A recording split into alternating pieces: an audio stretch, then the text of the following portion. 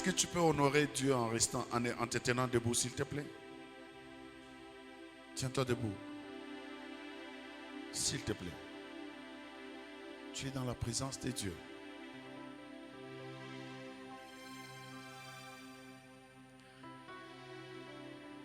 Alléluia. Bien-aimés dans le Seigneur, Dieu mérite notre reconnaissance et notre adoration. Quand tu portes le bébé, tu es dans l'assemblée, on dit tiens-toi debout, tu mets dans ton esprit, le pasteur ne sait pas que le bébé pèse.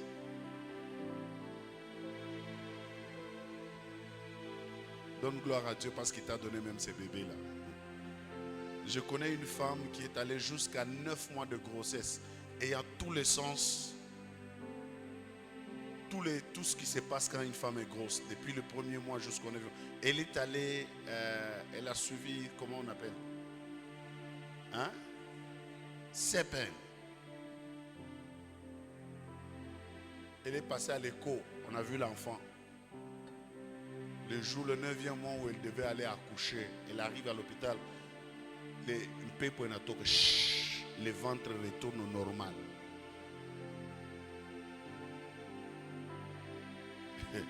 Vous pensez que cette femme-là, même si elle porte un bébé, aujourd'hui parce qu'elle a des enfants, si elle porte un bébé, on lui dit tiens-toi debout pour adorer Dieu. Tu penses qu'elle va s'asseoir pour dire que les bébés pèsent? Yeah. C'est grâce à lui que j'ai eu ces bébés ici. Parce que Dieu dit, je n'empêcherai point à la femme de faire quoi? Donc, enfanter, ce n'est pas parce que tu es féconde, non. C'est Dieu qui te rend féconde. Et c'est lui qui permet que tu enfantes. Parce qu'il y en a comme toi qui sont devenues grosses et qui n'ont pas pu enfanter. Donne gloire à Dieu. Alors pour ces cris de joie et des acclamations, pour Jésus, acclame celui en qui il n'y a point d'ombre et de variation. Jésus, il mérite d'être adoré, il mérite d'être exalté, il mérite d'être glorifié, il mérite d'être élevé, il mérite d'être loué, il mérite d'être adoré, il mérite notre reconnaissance, car il est bon, il est digne. Oh, alléluia, gloire soit rendue à Jésus. Merci Seigneur, in Jesus' name. Alors sans plus tarder, nous invitons l'homme, la dernière flèche de ce marathon, le pasteur Mathias Mbia. Pendant qu'il avance, est-ce qu'on peut le recevoir avec joie et avec amour?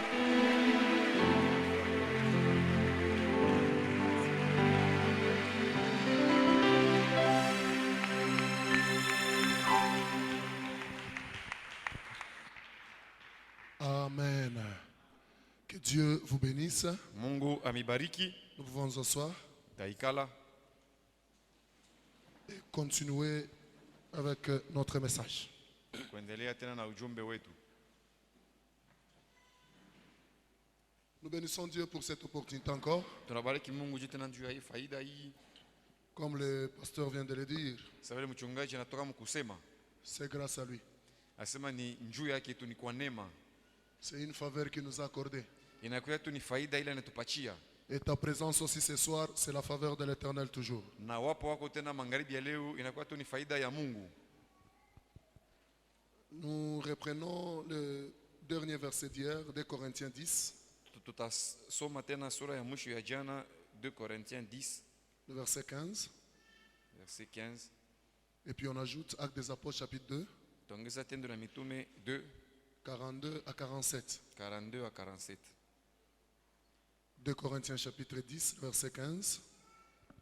Actes des Apôtres chapitre 2, 42 à 47. Nous lisons au nom de Jésus. Amen.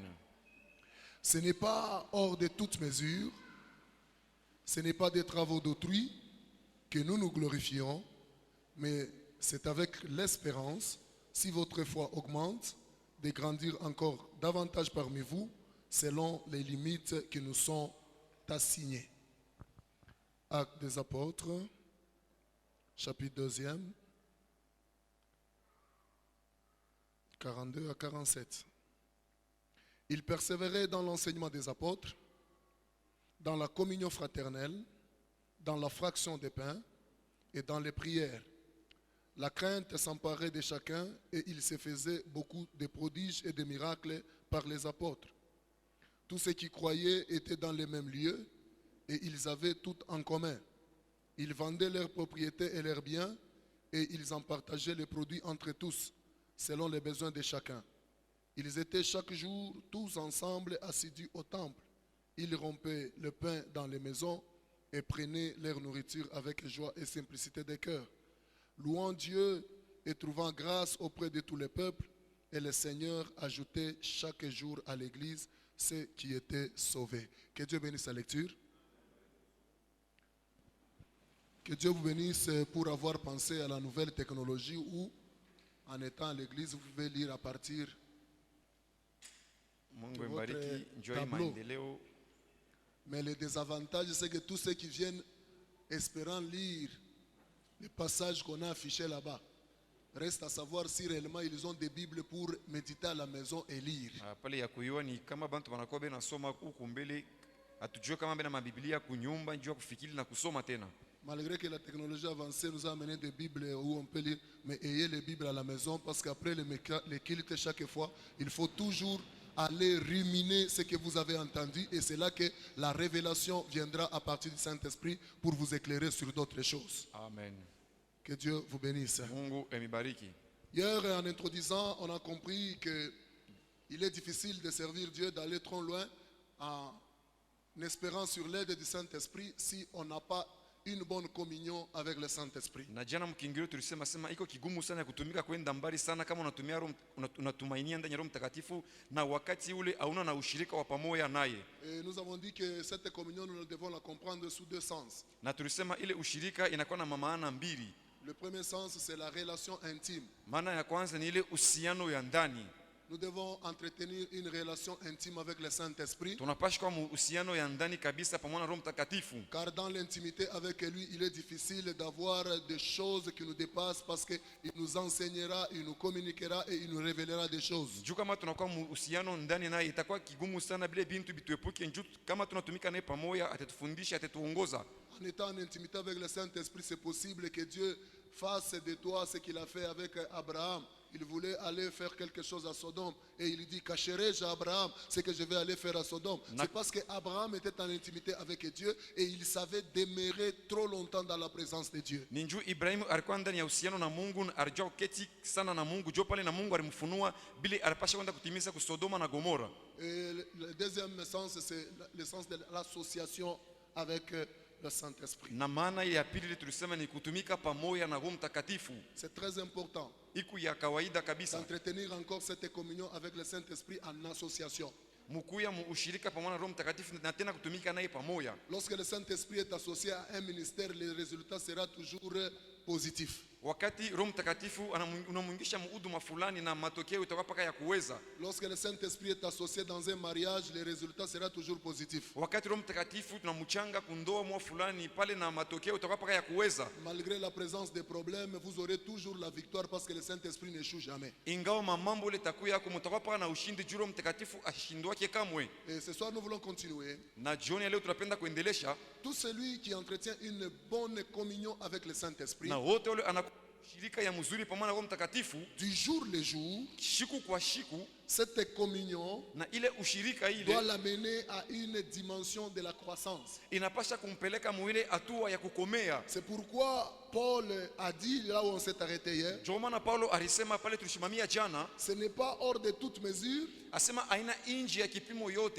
n'est pas des travaux d'autrui aina makazi ya que wenyewe, nous nous glorifions, lakini kile juu ile mais c'est avec tulitukuziwa, l'espérance, lakini ni pamoja na si tumaini, votre foi augmente, kama imani yetu inaongezeka, de grandir encore davantage, ya kukomea tena kuzidisha, afin de travailler juu ya kutumika selon les limites qui nous sont assignées. kufuatana na mipaka ile Là-bas, tupewa. je comprends aussi, Na pale mimi tout nielewa un chacun travaillera toujours dans la mesure de la dimension de sa communion avec le na Saint-Esprit. kila mmoja wetu atatumika mwile kipimo ya hatua ya ile Roho Mtakatifu La alimpatia. dimension de ta communion avec le Saint-Esprit déterminera aussi la dimension de ta puissance que le Saint-Esprit pourra t'accorder. Hatua ya ushirika ile kuna na Roho Mtakatifu itaonesha tena ile hatua ya uwezo ile Roho Mtakatifu itakupatia. Cela déterminera encore la dimension des limites dans ton champ d'action. Na ile tena itaonesha hatua ya mipaka yako kumfasha kwa wewe kutumikia. Parce que la Bible même dit, Biblia yenyewe inasema même les tentations, même les épreuves, tu n'en auras jamais au-delà de la dimension de ta foi. Asema hata mashindano hata mabikwazo hawezi kuyapata ile tashindia imani yako. Si Dieu est au contrôle, Kama Mungu anabeba quels que soient uongozaji, les problèmes qui se pointent devant toi, ingawa mambo yanakuya en mbele étant yako, en communion avec le Saint-Esprit, kuya mushirika pamoja na Roho Mtakatifu. j'ai toujours dit, Mimi nasemaka chaque paka problème qui se pointe devant kila toi mambo yatakuwa mbele yako n'a pas de solution ailleurs, haina na majibu fashi mais ça a des nyingine, solutions en toi. iko na majibu ndani Parce mwako. que Dieu suppose que ces problèmes arrivent devant toi, il y a déjà en toi une dose de la puissance capable de résoudre ces Mungu problèmes-là. anajua semele mambo nakuwa mbele yako, kuko tena ile kipimo ya uwezo ile itakupatia ushindi Et juu ya ne ile pas mambo. communier avec le Saint-Esprit, Na kama una mshirika pamoja na Roho Mtakatifu, la foi baissera. imani Et itashuka, quand la foi baisse, na wakati imani la inashuka, peur emparera ton cœur. na boka butashika Et moyo la wako, peur, c'est le plus grand ennemi de la foi. na boka inakuya adui munene sana wa imani. Tu ne sauras pas expérimenter un exploit selon l'opportunité qui se présente devant Na toi. pale hautaweza kuishi maishara fulani kufuatana na bahati ile itakuwa mbele yako. Donc, du jour le jour, Shiku kwa shiku nous devons apprendre à grandir et à croître dans la présence de Dieu, dans la dimension avec le Saint-Esprit. tunapasha kufunda kukomea na kukomea ndani ya hatua na Roho Mtakatifu. Nous avons dit hier, Jana tulisema les résultats que donnait l'église primitive, matokeo ile kanisa ya kwanza inaanza kuleta c'était le fruit ilikuwa ni matunda de leur communion avec le Saint-Esprit. ya ushirika wabo pamoja na Roho Mtakatifu. Ainsi, les passages que nous venons de lire dans Actes des Apôtres, Na hii sura tunatoka mkusoma Mtendo la Mitume le chapitre 2e, tout le monde chapitre sait 2, que c'est le chapitre de la Pentecôte. na pale mtu wote anajua sema ni chapitre ya Pentecote, Mais ce qui nous intéresse, lakini shie ile écoutez inatuelekea ce que la Bible dit. mshikie vile Biblia inasema Au verset 42 où on a commencé, verset 42 kule tunaanzia, il persévérait dans l'enseignement des apôtres, baraza kudumu ndani ya dans la mafundisho ya communion mitume, fraternelle, ndani ya ushirika dans la wa fraction kindugu, du pain ndani ya kuvunja et dans les mkate prières. na ndani ya maombi, La crainte s'emparait de chacun. na boka bulishika kila mmoja, Et il se faisait beaucoup de prodiges et de miracles par les apôtres. na baraza kufanya maishara mingi na miujiza mingi kupitia banafunzi. Écoute le verset 47. Shikia verset 47, Louant Dieu benye kusifu Mungu et trouvant grâce auprès de tous les peuples, na benye kupata neema mbele ya taifa, le Seigneur ajoutait chaque jour à l'église ceux qui étaient sauvés. na Bwana aranza kuongeza siku yote kukanisa bale baliokoka. Donc l'église grandissait. Kanisa ilianza L'église kukomea, entrait déjà dans la croissance. kanisa ilianza kwenda mkuongezeka. Le verset 47 n'est pas du chapitre 25, Verset 47 aina mu chapitre 25, mais c'est le chapitre 2e. ni verset ya mu Au chapitre premier 2. verset, on parle de la Pentecôte, Kule banasema njoo de l'effusion Pentecote, du Saint-Esprit. asema kuja kwa Roho Directement au Mtakatifu. verset 47, Mpaka pale ku verset on a 47. le résultat de la grandeur de la croissance. Tunakuya na matokeo ya bunene C'est-à-dire na que c'est allé kukomea. tellement vite. Ilienda mbio Et c'est là-bas mbio. que je comprends. Na pale mimi naelewa Avec le Saint-Esprit, Mwana Roho Mtakatifu. quand on cultive et on creuse plus la communion avec lui, zaidi tunakuwa c'est mshirika pamoja possible naye. qu'on puisse récupérer les années. Inawezekana na wewe ukombole ile miaka ulipotesha. Je dis c'est possible qu'on puisse récupérer des années. Inawezekana Et ukomboe c'est miaka possible que les ulipotesha. choses aillent vite. Inawezekana bintu biende Mais quand on mbio retourne mbio. même dans Joël, Wakati uleta avant de Yoeli, parler du verset 28, baada ya kusema njoo verset mais au 28, verset 25, il dit, verset 25 banasema je vous ferai récupérer asema na mwe mite mikombolesha les années. ile miaka. Il n'avait pas encore donné la promesse du Saint-Esprit au Alikuwa verset 28, shialeta aje Roho mais au Mtakatifu verset kuya. 25, il dit, Au verset 25 je vous anasema ferai récupérer asema na mwe mitafanya des mtakombola années ile qui ont miaka été ile dévorées par ilipepetewa les Gélèques, kupitia les Gélèques, Hazim et Gazim, les Kassam, ma na grande armée que Gazim. j'avais envoyée. na pale Et au Bwana verset alituma. 28, il dit, Verset 28 je anasema répandrai. asema Pourtant, il tamwanga annonçait déjà na pale anaanza les kutangaza choses qui pouvaient s'en suivre lorsque on a le Saint-Esprit, on communie avec lui et on grandit avec le na Saint-Esprit. pale alisema mbele bile bintu bile bilekalaka wakati upamo mushirika na Roho Mtakatifu unakomea navyo pamoja. Ainsi, le chapitre 2e des Actes des Apôtres. Na chapitre 2 ya Tendo la Mitume, Premier verset, l'effusion du Saint-Esprit. ile verset ya kwanza kuja kwa Roho Mtakatifu. Au verset 43, Verset 43 il a dit, il se faisait beaucoup de miracles, asema wanaanza kufanya miujiza ya beaucoup mingi de prodiges na miishara ya mingi par les apôtres. kupitia wanafunzi. 47, 47 l'église déjà était dans une dimension de la croissance na kanisa ilikuwa mwatua ya kukomea parce que les gens s'ajoutaient. juu bantu balianza Ils kuongezeka. suivaient quoi? Banaanza kufuata nini? Non seulement ils suivaient les miracles, Hapana kufuata paka non miujiza. seulement ils suivaient les prodiges, Hapana paka kufuata mais maishara. toujours dans ces chapitres, Lakini paka muishi chapitre nous hii découvrons 4 piliers na tunavumbula qui misingi ont fait que ine l'église primitive soit puissante. ile ilifanya sema kanisa La ya Bible dit kwanza qu'ils kwa ya uwezo. persévéraient dans les enseignements. Na pale asema Ils wanaanza kudumu persévéraient dans les mafundisho. prières. Ndani ya Et maombi. ils vivaient dans la communion Wanaanza fraternelle kuishi mushirika wa kinduku et aussi dans la fraction des na pains. mkuvunja tena mkate pamoja. Aujourd'hui, la manifestation Leo kuonekana ne traverse pas des dimensions ou entrer dans une dimension d'excellence d'une manifestation un peu super puissante na pale parce atupeleke que mwatumwa ya uwezo sur les kabisa. 4 Juu piliers, katikati ile manguzo ine les églises nous choisissons. makanisa tu On na ne se chakula. donne pas pour expérimenter les 4 piliers dans nos églises d'aujourd'hui. Na pale leo Vous allez trouver ici, on te dit, dans notre nasema église, shie mukanisa yetu nous c'est la prière. shie ni maombi Les tu. autres choses là c'est pour vous. Hii vitu vingine Vous hivi avez les vingine autres vyenu. églises qui te disent Bengine banasema shie. nous c'est la parole. Shie ni neno tu. Vile bintu byenu vile biashia tunanabi. Les autres ça Et ça vous nous trouvez intéresse que pas. les autres, Utakuta bengine ils sont ni à la prière, abana hata kumaombi ni à la parole, wala kuneno. et ils sont à la fraction des pains. Bobe ko paka mkuvunja. Bengine abana hata kule, les autres sont à la communion Na fraternelle. bengine bobe nakuya Parce mule qu'on se mushirika le wa dise. kinduku. Mule kanisa ile. La force des branamistes, Nguvu ya babranamiste. c'est la communion. Na boni ushirika wa kinduku. Je vous dis vrai. Nemambia vya kweli. La force de ces gens-là, Nguvu ya bale bantu c'est bale. la communion. Ni ushirika wa kinduku.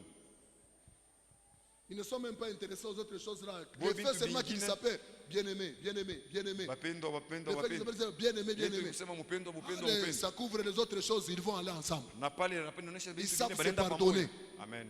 Ils savent se pardonner. Banajua kurumiana. Oh, c'est notre sœur, Oh ni dada yetu bien-aimé. mpendwa. Bien-aimé, tu n'as rien à faire. Mpendwa hauna cha kufanya. Ah, comme ça, tu seras même sentinelle à notre magasin. Utakuya hata zamu kule ku magazin yetu. Mais le spirituel. Lakini bale bakiro Ah, uyue kinye anakomea ashipate kazi. Anaweza kuwa na bulojo unampeleka tu kukazi yako hivi, analoka na kazi yako yenyewe. Nous avons une mauvaise interprétation du Saint-Esprit. na pale tuko na utafsiri mbaya. Mais Roho la Mtakatifu. force de l'église primitive, Na nguvu ya kanisa ya kwanza ils expérimentaient ces 4 piliers. baranza kuishi manguzo ine. Ensemble, ils persévéraient dans les enseignements. Pamoja baranza kudumu ndani ya mafundisho. Ensemble, ils étaient persévérés dans la prière. Pamoja baranza kudumu ndani ya maombi. Ensemble, ils étaient unis et vivaient Pamoja en balikuwa communion. mmoja, balikuwa mushirika. Et ensemble, ils Na- partageaient tout ce qui leur était à leurs yeux. Na pamoja baranza kugawanya yote ilikuwa yabo. Là n'est pas notre problème. Ila pala pana mambo yetu. Notre problème aujourd'hui, Mambo yetu leo c'est grandir, ni kukomea, croître kukomea dans la communion ndani ya ushirika avec le Saint-Esprit. pamoja na Roho Parce que Mtakatifu. c'est une année de mission, Juu ni mwaka ya une année où kazi. nous devons servir. Mwaka C'est comme j'ai dit hier. pale jana nilisema Le service, c'est pas pour les enfants. kazi haina pale njuu ya batoto kidogo. Le service, c'est pas pour les immatures. Kazi haina pale njuu ya bale abaya C'est pour komea. les hommes et les femmes matures. Ni ya banaume na banamuke Ainsi, bale tu basha jours le kukomea. jour, chaque fois que tu pries, Ni wakati tu ule dois unaomba monter kila des mara. dimensions dans Unapaswa la présence de kupanda Dieu. mahatua ndani ya wapo wa Mungu. C'est là que j'introduis en disant, Ndio pale mnafanya kiingilio tout ce mkusema. qui grandit, Wote wanakomeaka, tout ce qui grandit, wote wanakomeaka. tout Yote ce qui grandit linakomeaka n'est pas toujours en bonne santé. aikalake paka mu afya njema. Parce que la bonne santé Juu afya njema ne dépend pas seulement de l'âge. aielekee paka na miaka. Nous avons des gens qui ont déjà grandi Tuna bantu bale basha kukomea selon l'âge, kufatana na miaka, mais qui ne sont pas en bonne santé. lakini abana mu afya njema. C'est là que je dis, Ndio pale mimi tout ce nasema qui grandit asema n'est pas toujours en bonne yote kile santé. kinakomeaka haina sema kiko mu afya njema. C'est là que j'ouvre même une parenthèse. Ndio pale nafungula hata mkato Être au début de cette église kuya kumwanzo ya hii kanisa jusqu'à aujourd'hui kufika paka na leo ne veut tout simplement pas dire que tu as grandi spirituellement. aisema sema ushakukomea mukiro. Hapana, Nous avons vu des gens tuliona bantu qui ont fait beaucoup d'années bale balifanya miaka mingi dans les églises, ndani ya makanisa, mais incapables lakini abana na ile de kipimo ile démontrer un fruit de l'esprit dans sa vie. ya kuonesha hata tunda moja ya kiroho ndani Ici, ya nous maisha ne parlons yao. pas de la croissance ou de grandir en Na kama âge. sema hapa tuseme mambo ya Nous kukomea, parlons de la croissance spirituelle. tunasema nje kukomea kwa kiroho. tout ce qui grandit na yote nakomeaka n'est pas toujours en bonne santé. aikalake paka mu afya C'est là que dans njema. la vie, les sages, Na ile maisha ya benye hekima, dans la vie, les sages mu maisha ya benye hekima, ne se préoccupent pas seulement bo abakalake tu pale njuu de cette croissance, ya kule kukomea mais kule, ils se préoccupent plus bo mambo yabo de la bonne santé. inekalaka ni afya Parce que la njema. bonne santé Juu afya peut njema amener maintenant une croissance qualitative. inawezi kuleta kule kukomea kwa bei. Cette année, Hii on mwaka n'a pas besoin seulement de lancer 500 personnes ou évangélistes dans les services, mais on a besoin de lancer des évangélistes matures et qualitatifs bakukomea na bale bakuleta matunda qui mzuri, peuvent faire les résultats. bale banaweza kuleta majibu. Regardez bien aimés, Mwangalie dans bapendwa, toutes les églises mu makanisa où yote nous les pasteurs, mule mchungaji par pitié, kwa on a buluma regardé seulement, barangalia tu, frère Ambroise, asema nduku Ambroise, tu as été là au commencement, ulikuyaka patangu tu mwanzo deviens mon assistant. na hapa nakuya assistant wangu. Ambroise m'a créé des problèmes. Ambroise ataleta mamambo ya Parce que les mingi. choix que moi j'ai fait, Kule ce kuchakula mimi n'était pas nafanya un choix sur la qualité, haikuya kuchakula kule mais kwa c'était un choix bei, ni kule sur kuchakula les qualités humaines. kufuatana na ile À bei un ya moment, mumutu. nous cherchons à devenir trop bons plus que même Jésus. Mara mingi tunapenda kuya bazuri sana kushindia na Yesu mwenyewe. C'est pourquoi Jésus était vraiment Dieu. Ndio maana Yesu alikuya nguvu. Regarde dans la Bible. Angalia Biblia. Celui-ci accepte de le suivre. Banafunzi banaichika kumfuata. Et il lui dit, va, Anasema wende. toi ne me suis pas. Wewe usinifuate. Toi pars. Wewe wende. Mais celui qui ne veut pas, Ule yashika il lui dit, yashipende. laisse les morts enterrer les morts. Acha pile, acha Toi, bafu, suis-moi. ashikane, wewe Celui-ci unifuate. a la volonté de te suivre. Huyu yuko na mapenzi Mais ya Jésus ne kufuata. le permet pas. Yesu asimuruhusu. Il lui dit, va. Anasema wewe Mais rudia celui tu. qui ne veut pas là, Ule ashipende Jésus ule. insiste. Yesu anapiga mkazo. Pourquoi il Sio insistait? anapiga mkazo. Il voyait quelque part Alianza kuona fashi moja la hivi. maturité Kukomea. dans celui auprès de qui il insistait. Ndani ya ule anaanza Parce qu'il kupiga savait que mkazo. cette maturité Ndio anasema kule kukomea kule. devait lui être utile Ilipasha kumsaidia dans la façon de faire les choses. ndani ya hali ya kufanya bintu. Un homme mature, Mtu mwenye une kukomea. femme mature, Mwanaume wala mwanamke même kukomea. spirituellement, Hata wa kiroho. sait comment se comporter Anajua namna devant kuchongoza. des situations. Amen. Mbele ya mamambo. Écoute, Sikia. vivre, Kuishi ce n'est pas créer des problèmes. haina kuleta mamambo. Vivre, c'est résoudre des problèmes. Kuishi ni kuleta jibu kwa Je mamambo. dis vivre, Nasema ce kuishi n'est pas créer des haina problèmes. kuleta Mais mamambo. vivre, Lakini c'est kuishi résoudre des ni problèmes. kuleta jibu Tu kwa peux mamambo. avoir 67 ans, Unaweza kuwa na mais 65 si ans. tu te mets toujours à créer des problèmes, Kama unaletaka paka mamambo. ne te fâche pas quand on dit que tu es un enfant. Usishirike wakati wanasema huku mtoto kidogo. Parce que la maturité, Juu elle kukomea. est là pour trouver des solutions. Huku pale cha kuleta majibu. Et ce soir, Na magharibi ya je suis leo. en train de parler à une église mature, Nasema kwa mtu capable de mkubwa. faire les résultats en 2021. Anawezekana kuleta majibu mzuri mu Je dis, je suis 2021. en train de parler à une église mature, Unasema kwa kanisa capable kubwa. de faire les résultats en Italeta 2021, majibu mu 2021. capable de se distinguer, Itakuwa kiweza capable kuwachanishwa. de se distinguer, Itakuwa na uwezo wa capable kuachanishwa. de se distinguer, Na uwezo wa quel que kuachanisha. soit le domaine auquel Dieu t'a appelé. Ingawa kipindi muna Nous Mungu comptons alikuita. sur ta maturité. Na shetu tunahesabia Écoute, kwa ukubwa wako. chaque Sikia. fois qu'on va dans la présence de Dieu, Kila mara tunaenda ndani ya wapo wa Mungu. cette présence nous transforme Ile wapo kunatubadilisha. et nous amène à la maturité. Inatupeleka C'est là kukomea. que Paul dit aux Ndio pale Corinthiens, Paulo anaambia kwa Korinto, si votre foi augmente, kama imani yenu inaongezeka, elle doit vous permettre encore de grandir. inapasha kumiruhusu tena kukomea. Un homme et une femme mature, Mwanaume na mwanamke benye kukomea. spirituellement, Mukiroho, il sait que à l'église, najua sema ukanisa. il poursuit des objectifs. Na pale yako na mashaba mbili tu ile anafuata kule. Des objectifs. Mashaba mbili. Pour un homme et une femme mature Juu ya spirituellement. mwanaume na Il mwanamke dit, quand pale je vais à mashaba l'église, mukiroho. Asikama nenda kwa kanisa. Des objectifs je poursuis. Ni mashaba mbili ile nafukushia. Premièrement, Kia kwanza, glorifier Dieu. kutukuza Mungu.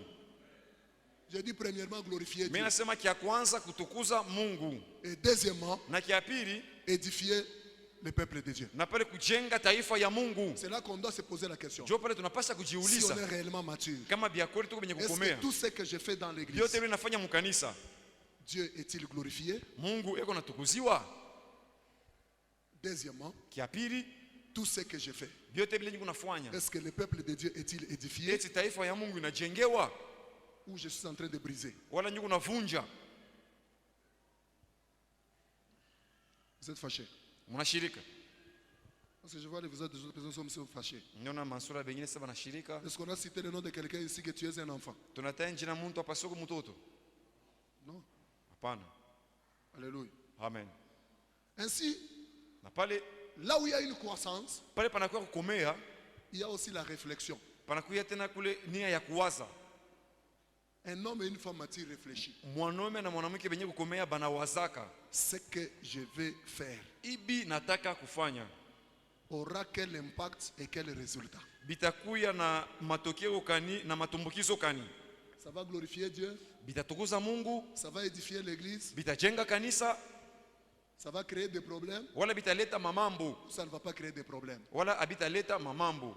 C'est à cette dimension de réflexion que nous devons nous baser. Ni muile atua ya kuwaza jongo litopasha kwa musingi. Aujourd'hui, il y a des gens, Leo kukubantu, même s'ils blessaient quelqu'un atakama anakuwaza mtu mwingine dans l'église, ndani ya kanisa, il est normal. yeye eko tu sawa mwenye kueneana.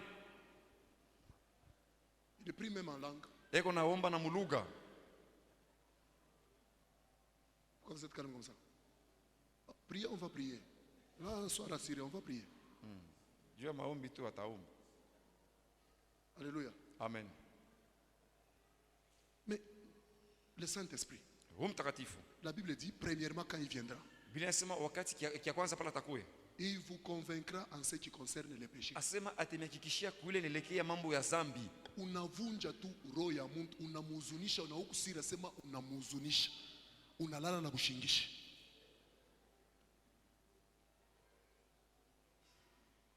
Atua ya marevelation ya minene itakuya namuna kani kama unakuya très à l'aise mubintu bile abilurisha utukufu kwa kujina la Mungu. Tunaanza kwenda sana prospérité, excellence, mais nous oublions réellement base ya biakweli, fondation ya biakweli ya pale pataikaria prospérité yetu na excellence. Amen. Mungu ayakuyaka nkambwa cha muntu. Amen. Mungu ayakuyaka rafiki yake ya muntu. Amen. Njoma naona hata mambo ya Mungu hii amwikalaga sema no, unamsikia Jacob anamuita Abraham asema nkambo ata père parce que ni modeli ya kumbingu. Amen. Na c'est parce que ni modeli ya kumbingu. Amen. Normalement Jacob alitaka kumuita Abraham asema nkambo. Moshoshika fashima asema nkambo wetu. Père, c'est le modèle du ciel. Na nipaka Roho Mtakatifu weko wako njoo itafikisha mtu kuyua sema modeli ya kumbingu iko ni hivi na heshima inaingiamo. Kuheshimiana aikalake kuongopana, ni kuheshimia Mungu na kumwongopa Mungu. Amen. Amen. Basi wewe kama unaona sema unamwongopa mtu utaanguka mubibaya. Na bitachofesha roho wa Mungu mbali sana. Yes. Munirumia kwa sana kama nilisema Swahili ya mingi kanisa ya Muville tunalulia mu français. Alléluia. Amen. La réflexion Kuwaza, kufikiri doit nous pousser inapasha à kutusukuma se poser toujours des questions. ya kujiuliza paka maswali. Dans ce que je fais, Ndani ya ibi niko nafanya, Dieu est-il glorifié? Mungu eko natukuziwa? Le peuple est-il édifié? Na baba eko najengewa?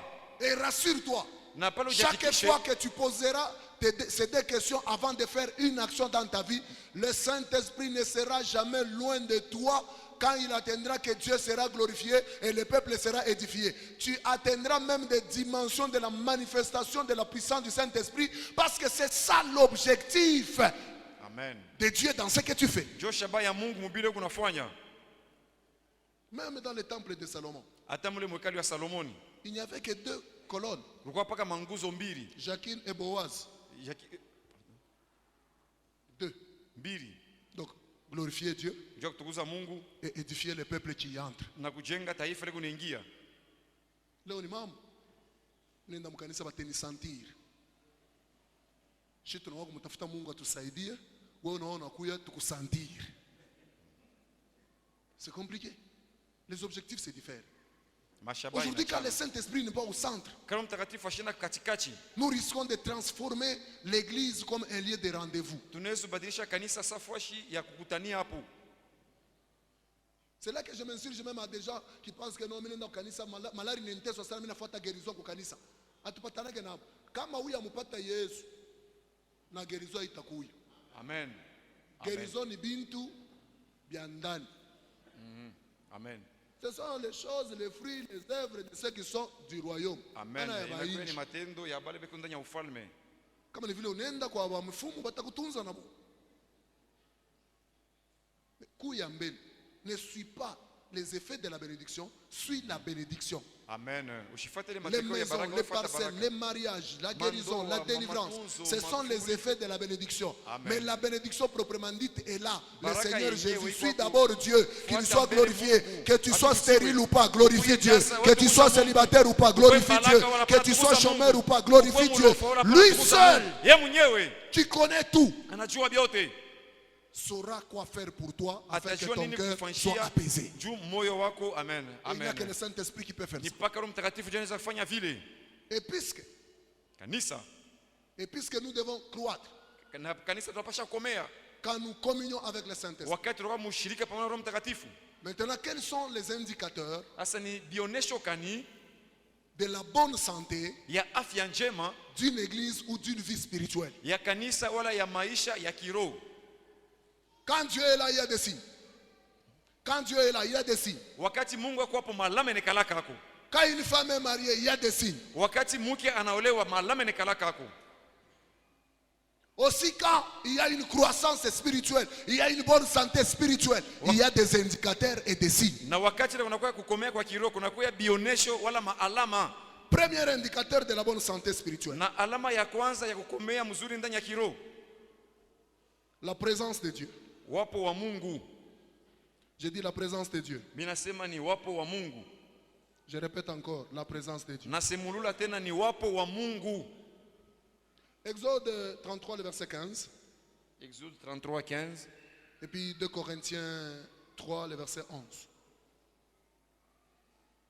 Je préfère lire 2 Corinthiens 3, le verset 11. Exode 33, 15, vous pouvez lire à la maison. D'ailleurs, vous le connaissez, ce verset-là. Il dit, ça c'est Moïse qui disait, Éternel, si tu ne marches pas avec nous, ne nous fais point partir d'ici. Est-ce qu'on est ensemble, on lit ensemble? Moïse dit, si tu ne marches pas toi-même avec nous, ne nous fais point partir d'ici. 2 Corinthiens 3, le verset 11. 2 Corinthiens 3, 11. En effet, si ce qui était passager a été glorieux, ce qui est permanent est bien plus glorieux. Amen. Alléluia. Amen. En effet, Paul parle aux Corinthiens. En effet, si ce qui était passager a été glorieux, ce qui est permanent est bien plus glorieux. J'ai dit le premier indicateur de la bonne santé spirituelle, c'est la présence de Dieu.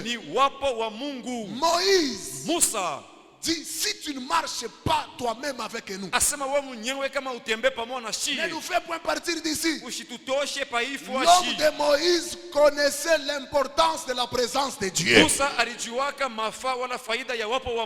Ainsi, il demanda à Dieu, sans toi, ne nous fais point partir d'ici. Parce que sans la présence de Dieu, on serait battu. Sans la présence de Dieu, les obstacles nous bloqueraient. Sans la présence de Dieu, les attaques de l'ennemi nous feront très mal. Ainsi Moïse dit à Dieu, si tu ne marches pas toi-même avec nous, ne nous fais point partir d'ici. Nous découvrons la bonne santé spirituelle d'un enfant de Dieu. La bonne santé spirituelle d'une église, c'est par ce premier indicateur, la présence de Dieu. Écoutez, là où il y a la présence de Dieu, même s'il n'y a pas de temple, l'église est là. Amen. J'ai dit là où il y a la présence de Dieu, même s'il n'y a pas de bâtiment, l'église est là.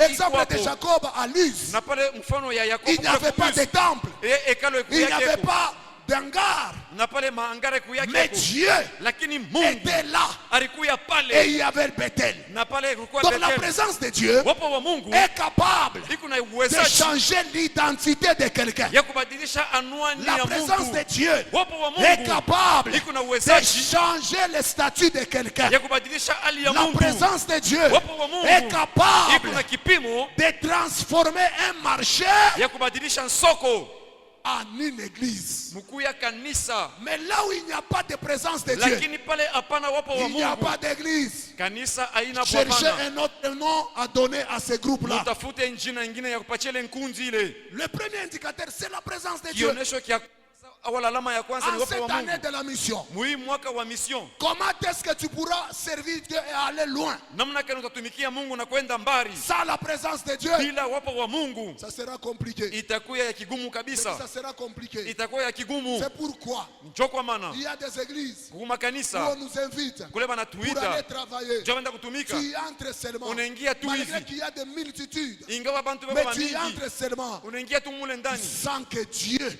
Unasikia sema Mungu, n'est pas là. Mungu ashinamo. Et pour travailler, Juu ya kutumika tu dois maintenant te concentrer pour créer Unapasha cette kuweka- présence-là et travailler. unapasha kuweka mawazo fashi moya na juu ile ewa ikuye juu utumike. Mais comme c'est une église immature, Sasa ni kanisa ile haiyakomea, ils sont déjà habitués. bo basha à la kusogelea. guitare. Donc ile butamu ya ile dance na ile nshinga bo kili tilikuwa mzuri sana. Ni nshinga ndio bayanjaka. Tellement bako nalipa ba soliste wa ba bien sana. Ule petit ule donc kama banakufunika pa macho au tayasema ni wa mwetu ou bien ni wa ile ngambo. Mais après kilit tellement que nshinga ilikuwa mzuri, batterie ilianza kufuatana, gitara basi yote na saa kilit ilikuwa mzuri sana. Non. Hapana. Là où il y a la présence de Dieu, Pale peko wapo wa Mungu, même sans instrument, hata bila vinanda. Amen. même sans instrument. Hata bila vinanda. Mais souvenez-vous, alléluia, alléluia, il n'y avait même pas d'instrument. Alléluia, alléluia. Rien Hata qu'avec mavyombo les mains, yako, ni mambo tu ya mikono. le ciel s'ouvrait, Bingu ikafunguka. la gloire descendait, Utukufu inaanza les kushuka. prophéties authentiques sortaient, Na pale les matabiri ya kweli délivrances kunaanza authentiques se faisaient, na pale ile des guérisons miracles s'opéraient. Mais il n'y avait pas d'instrument. Mabiomba biku Mais je ne yake dis iko. pas qu'en ces temps ici, il ne faut Sema pas sema avoir hivyo des kwa- instruments. Amen. Mule mu instrument muingie njo kwapo ya Mungu. Amen. Dans ces instruments-là, la présence de Dieu doit y être. Alléluia. Amen. Une modération sans la présence de Dieu Ile amen. Moderation mo bila wapo wa Mungu. itashirikisha bantu. Pour savoir que tu es en train de croître spirituellement, Jua kujua sema kunaenda na kukomea mukiro. la présence de Dieu. Wapo wa Mungu. Même au boulot, Hata mukaji. les gens doivent sentir que tu es différent de ceux qui travaillent là-bas. Bantu wanapasha kujua sema wewe unaachana na bale bote wanatumika kule. Même pour ceux qui vont au stade de football pour voir les matchs, qu'on sente que c'est un chrétien Hata rempli bale de l'esprit wanaangalia qui est allé kabumbu. au stade. Ingawa kwa mule nafuata kabumbu bashikie tu sema sema ni Mkristo. Il y avait un papa premier évangéliste. Sinon, maganizo mungu matitre. Moi, je tembe. Maganizo matitre premier évangéliste. Asema mwinjilisi wa kwanza. Fanatique d'une équipe, il se retrouve au stade. Ye fanatiki wa timu moja anajikuta mule muanza ya kabumbu. Le défenseur a commis l'erreur. Na pale defenseur alifanya kosa.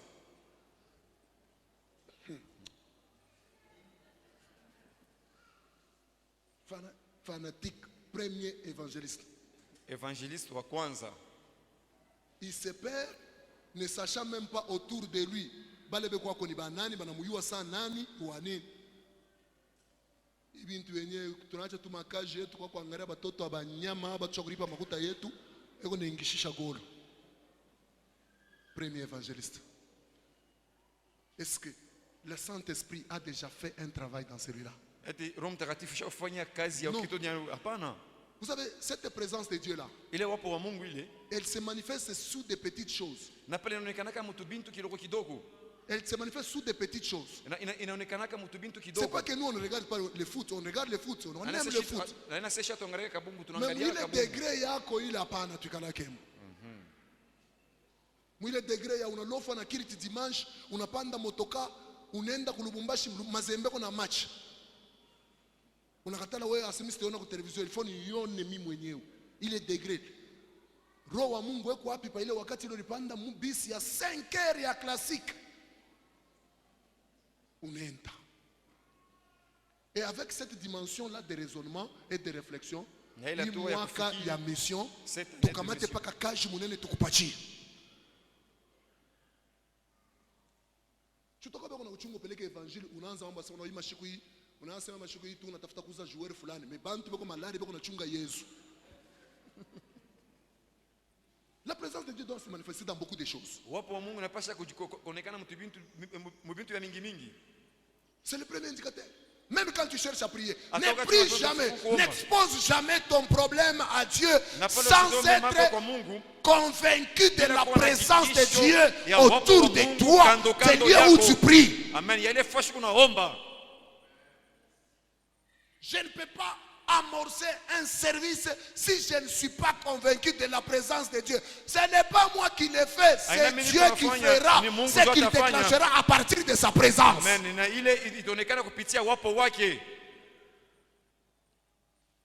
Lorsque Dieu est là, il y a des signes.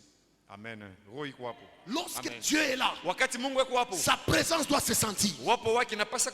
Lorsque Dieu est là, même quand tu pries, tu sentiras qu'il est là.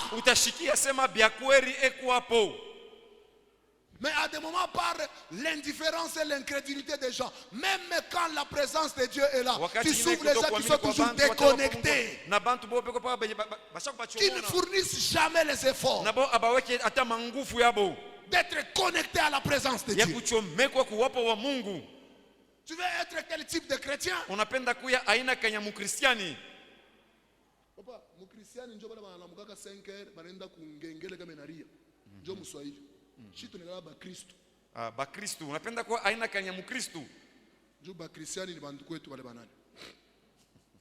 Shitu nilala ba Kristo. Boni ba Kristiani.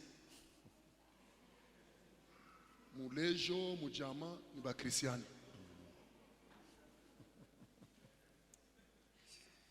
Ana vile Jeremie. Jovi. Unabambiria leo njulo utashauri Swahili yetu fasili. Atakanza unakotola. Ila yabayendaye ku Tanzania. Hii ni yetu fasili cho kuyoya huko. Ba Kristiani na ba Kristo. Mungu akubariki sana. Amen. Là où Dieu est. Pale Mungu eko. Verdad.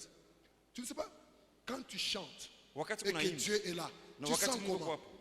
Tu ne fournis pas d'efforts. Et tu sens que la présence de Dieu te pousse à arranger, à programmer les choses selon lui. Et non pas selon toi. Wapo Mungu inakusoma upange bintu kufuatana na yeye Et hapana juu yako wewe. Nele wakati de cantique, tu sens même quelqu'un qui était au loin, il est saisi parce qu'il est déjà en communion avec le trône de la grâce. Que Dieu vous amène dans cette dimension-là. Ceux qui ont des noms aujourd'hui, ils ne sont pas plus forts que vous. Le problème, c'est qu'on ne cherche pas à laisser le temps à la présence de Dieu d'opérer et d'agir.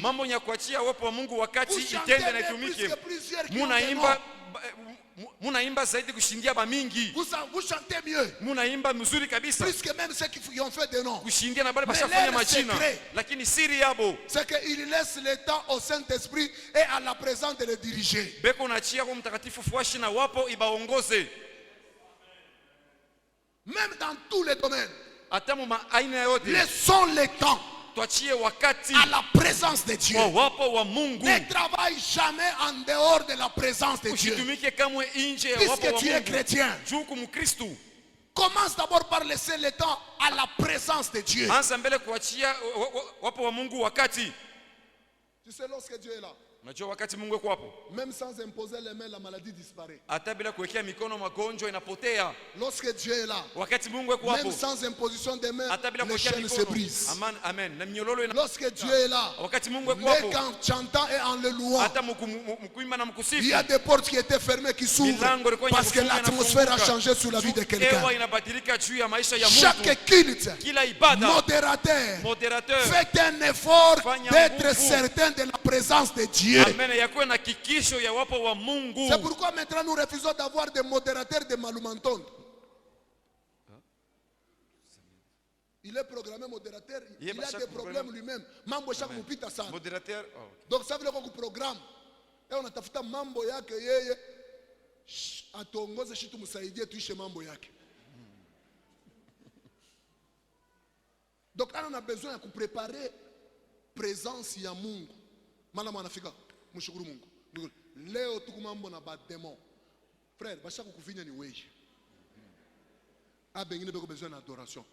Amen. Tu faut te culte procédure normale. Amen. Unapaka moderateur nafika mbele paka pa shukuru. No. Shomia yule. Kama ni magochi pika. Beba kama ni chuma cha chiro. Beba kama ni bunduki bwa chiro. Beba kama ni maibwe. Tutasakaje kambi ya baloji. Unaanzana. Écoutez, utona paka unaisha ile unarudi tena bushiku mwenye kuchoka sana bana kuvinya na panshingo. Pourquoi maombi yako haikufanya kintu parce que uliomba en dehors ya présence ya Mungu. Amen. Mais si j'ai 2 heures de prière, j'ai 2 heures de temps, j'accorde 1h30 au Saint-Esprit, je sens qu'il est là et que je sens sa présence. Même si je prenais 5 minutes seulement pour déclarer devant les sorciers, ils vont partir. Pourquoi ils vont partir? Parce que la puissance qui accompagnera ma déclaration fera trop mal aux sorciers. Ce n'est pas la diversité des mots. Amen. Amen. Ils craignent la présence de Dieu dans toutes les prières qui sortent de ta bouche. Laisse-les au Saint-Esprit. Sois rassuré de sa présence. Et tu verras que les résultats seront toujours là. Ainsi, celui qui a déjà pris la dimension de la croissance spirituelle, dans sa réflexion, il doit se poser 3 questions. Pour que je demeure toujours dans cette croissance. Parce qu'il ne suffit pas seulement de monter et puis de descendre. Ainsi, un homme et une femme mature, spirituellement, il doit se poser 3 questions sur la présence. La première question qu'il doit se poser: qu'est-ce qui attire la présence de Dieu? Qu'est-ce qui attire la présence de Dieu? En réfléchissant sur cette question, il trouvera une réponse qui le permettra d'attirer la présence de Dieu. Et c'est là qu'il trouvera que la sanctification attire toujours la présence de Dieu. Même la Bible dit: recherchez la paix et la sanctification, car sans laquelle personne ne verra le Seigneur. Donc en réfléchissant sur qu'est-ce qui attire la présence, il trouvera que je dois me sanctifier. Je dois arranger chaque fois avec mon Dieu. Et la deuxième question qu'il se posera: qu'est-ce qui maintient maintenant cette présence? Une fois que la présence est attirée dans ma vie, je dois la maintenir. Maintenant la question qu'on se pose deuxièmement: qu'est-ce qui maintient la présence de Dieu? C'est alors qu'on trouvera que c'est la prière. Je dis, c'est alors qu'on trouvera que c'est la prière qui maintient la présence de Dieu. Parce que quand on prie, quand on monte dans la dimension de la prière, on est en train de maintenir cette présence autour de nous, en nous et dans tout ce que nous entreprenons. Et la troisième dimension de question qu'il faudra se poser, après avoir attiré la présence, après avoir maintenu cette présence, la troisième question qu'on doit se poser: qu'est-ce qui intensifie maintenant cette présence? Parce qu'il ne suffit pas seulement de la maintenir, il faut maintenant intensifier cette présence. C'est alors que tu trouveras que c'est le service qui intensifiera maintenant la présence. Parce que l'onction, ce n'est pas l'argent qu'on place en banque pour un projet. On est loin pour le service. Plus tu travailles, plus tu travailles, plus tu travailles, plus l'onction monte et plus la présence de Dieu s'intensifie. Quand tu n'auras pas à se poser ces 3 questions, il te sera difficile de maintenir la présence ya kushikamisha wapo et d'intensifier cette na ya présence. kuzidisha ile wapo ile. Cette année, Hii mwaka nous ne voulons pas tunapata que tu la termines na atupende avec uiishe la même dimension auquel tu commences. na hatua moya moya ile Et si tu unaanza veux nayo. terminer avec une dimension très élevée, Kama unapenda kuisha na hatua ya juu kabisa, prie, omba, sanctifie-toi ujitakase, et sers le Seigneur. natumikia Bwana Plus tu le serviras, zaidi, tutamtumikia plus il augmentera encore sa présence sur toi zaidi, et plus il augmentera encore l'onction sur toi. zaidi ataongeza tena ile upako juu yako. Ne reste sans rien faire. Amen. Ushibakie bila kutumika, Ne reste sans rien faire. ushibakie bila kufanya kazi hata moya, Sers-le. Il umutumikie y a plusieurs départements. na pale vikosi vinakuwa vya mingi. Sers-le, choisis. Tumikia Mungu chakula. Tu sais que même là où tu es là, On a commencer joué à à parler de Jésus à la personne qui est à tes côtés chaque fois. Unaweza kuambia juu ya mtu wa Yesu kwa ule mtu wao pembeni yako kila mara. C'est l'œuvre de l'Éternel. Ni kazi ya wa milele. Amen. Ces soucis-là, c'est possible que l'Éternel Il est te non donne guni à kwele. cause de cet âme-là. Il te Mungu donne anaweza des kupatia- dons et des grâces, ne anakupatia fût-ce que manema na pour gagner mazawadi. cette personne-là. Juu Et ya directement, kuvuta quand ule tu Mungu expérimenteras cette manifestation et cette grâce, tu te rendras compte que non, ma vie Utaona spirituelle sema, a changé. maisha yangu ya Je kiroho peux te yanabadilika. avancer. Et ça te donnera encore le goût de servir. Amen. Na pale itakupatia tena ile onja kutumika. Non pas, bon, moi, l'église là, je ne suis personne. Mais au Je kanisa fais kule seulement shina- après le culte, je Mimi termine. kuomba pas. kisha ibada C'est pourquoi minenda. même le truc là de se saluer après le culte, Ndio maana moi, je ne tele suis pas mambo habitué. kulamikiana Après le kuishi culte, mwisho ibada mimi je prends ma sipendaki mimi. femme, je prends mes enfants. Nabeba mke On wangu basi démarre le yangu. véhicule, on part. tunawakisha Parce que gari nous, tunaenda. on ne suit pas les gens à l'église. Tushie tufatake bandu kukanisa. Même à l'église primitive, la communion fraternelle faisait qu'ils puissent se parler et Hata connaître les kanisa noms. kwanza ile ushirika wa kinduku na pale ilianza kuruhusu banza kusungumuza. Hein? Comment tu as mashiku ya mingi uye njina ya voisin wako wa mkanisa yenu? Oh, tu éviter ma problème. Depuis ulianza kueviter inakuacha. Wana sasa depuis unaeviter sana njoo kunayo sana.